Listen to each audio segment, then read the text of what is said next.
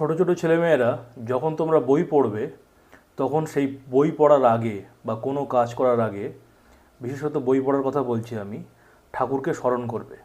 বই পড়া হলো এক ধরনের পূজা, এক ধরনের আরাধনা। বলে না, ছাত্রানাং অধ্যয়নং তপ, ছাত্রদের অধ্যয়ন হলো তপস্যা। ঋষিরা যেমন তপবনে তপস্যা করে তাদের জীবনের যে কাঙ্ক্ষিত যে সিদ্ধি সেটা লাভ করতো তারা, ঠিক একইভাবে ছোটো ছোটো ছেলেমেয়েরা তোমরাও তোমাদের জীবনের লক্ষ্যে, জীবনের যে গোল সেটা অ্যাচিভ করার জন্য তোমরা পড়াশুনো করো, মানুষ হওয়ার জন্য পড়াশুনো করো। এটা হলো এক ধরনের সাধনা।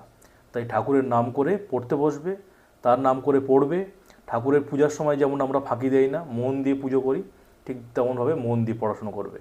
আর পূজার শেষে ঠাকুরকে যেমন প্রণাম করি, পূজার শেষে বইকে যে কাজটা করলে প্রণাম করবে, ঠাকুরকে বলবে যে কাজগুলো করলাম ঠাকুর তোমার চরণে সমর্পণ করলাম। একে বলে সমর্পণ।